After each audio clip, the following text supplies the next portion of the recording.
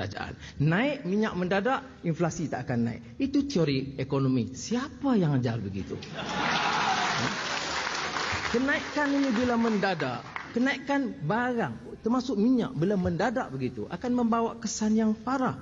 Kita sebut harga minyak global. Memang benar. Harga minyak global meningkat tinggi.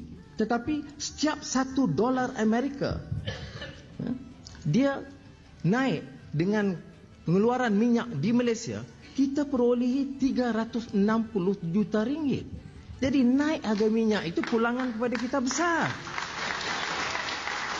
Ini nak merungsingkan orang kampung ni, harga minyak global naik. Di London, di Paris, di China, di India, naik.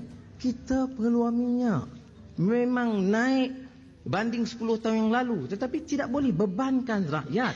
Dan yang saya nak tekankan sekarang dalam kaitan ini ialah kenaikan begini menyebabkan ekonomi kian meleset. Baik.